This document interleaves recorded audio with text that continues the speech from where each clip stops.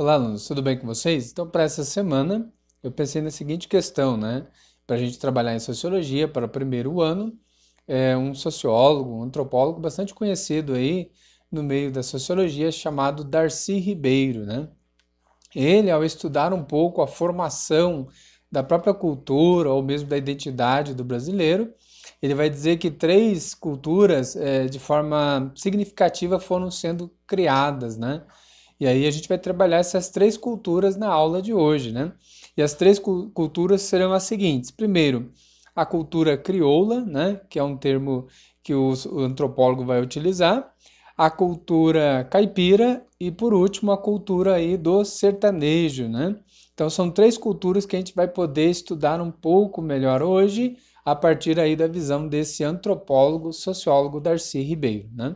Então, para começar, a cultura crioula, segundo a definição do estudioso, se desenvolveu nas faixas de terras férteis, ou seja, terras produtivas do Nordeste, fundamentalmente em torno ali do engenho açucareiro, né, como exposto previamente.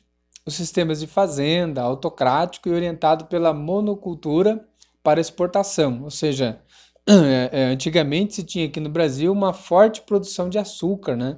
E isso era não só para consumo, mas em grande escala era para exportação para outros países. E para Darcy Ribeiro, é dentro dessa forma de trabalho e de organização da sociedade brasileira que foi se cunhando, se organizando a própria cultura aí que ele vai nomear como cultura crioula, né?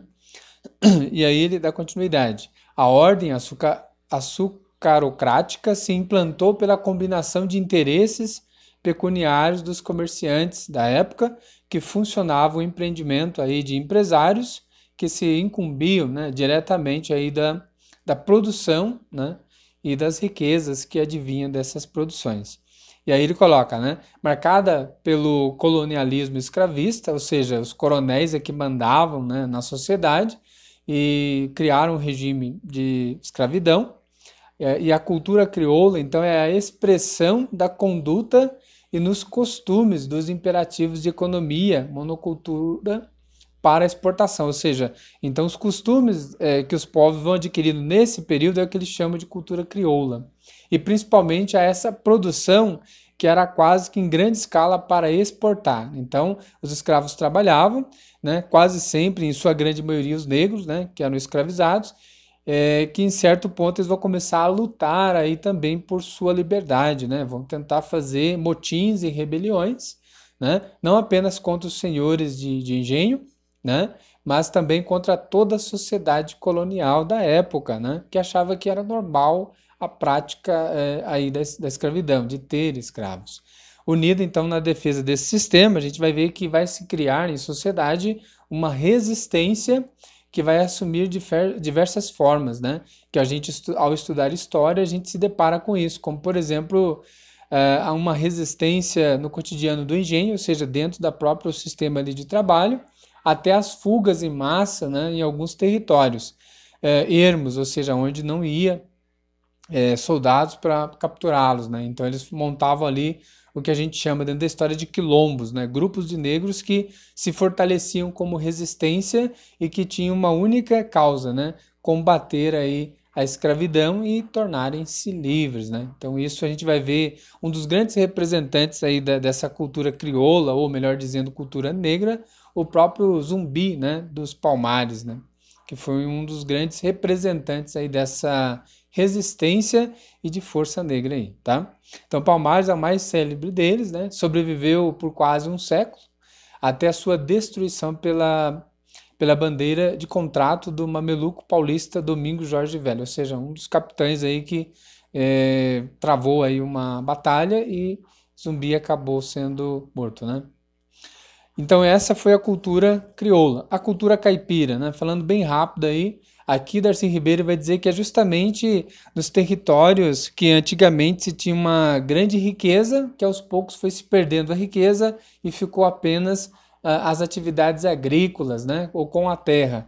Então as pessoas quase sempre não muito abastadas em dinheiro, né?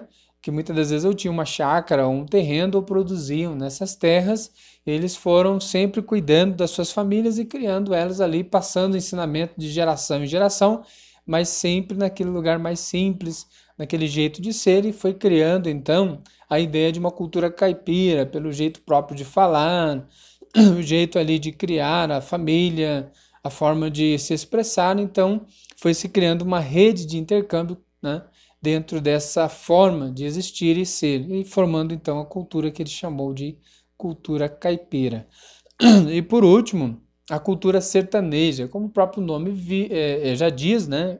É aquele indivíduo que já vive no sertão, que por um bom tempo foi valorizado aí a prática daquele que não só cuidava do campo, mas que também fazia ali o processo de estar sempre à disposição do seu patrão, né? O capataz e tal. E com o tempo, esse capataz ganhou bastante conhecimento territorial do campo, até mesmo do manejo com o animal, pastorear ovelhas ou animais de campo. E ele então passa a ser uma figura muito importante aí no que se refere ao sertão, né? A região rural. O sertanejo é aquele que conhece tudo, o solo, o clima, quando se deve plantar, quando não, quando é o período de colheita. Então é aquela pessoa que já tem toda essa experiência para com o campo e justamente também suas vestes, né, representam essa proteção para com o sol, né? Porque o sol escaldante queima, prejudica a pele. Então ele adquire para si um traje muito típico, né? Que é aquele roupão de couro, né? Chapéu de couro e geralmente em cima de um cavalo para poder aí pastorear aí o gado, a criação de quintal mesmo da fazenda, né? Então isso vai se formando então uma cultura muito peculiar ao que a gente chama aí a cultura sertaneja, ou seja, de estar sempre em contato com a natureza, com os animais e tendo aí um grande conhecimento sobre eles aí na lida no campo, né? Isso seria então para Darcy Ribeiro um pouco do que nós hoje chamamos de cultura sertaneja. Então, alunos, nessa semana a gente vai estar estudando, aprofundando um pouco melhor esses três tipos de cultura que foram se formando aí no início, né, no meio do Brasil, né, na sua história e que hoje em dia a gente valoriza tanto, né? Quer seja a cultura negra, a cultura caipira, né, que a gente acha engraçado, mas também tem uma rica cultura gastronômica, o jeito de viver, né? O pouco já satisfaz e o faz feliz, né? E também a cultura sertaneja aí. Então é a partir dessas três culturas e a visão aí do antropólogo Darcy Ribeiro que a gente vai fazer a nossa atividade dessa semana. Desde já agradeço a atenção de vocês e até a próxima aula.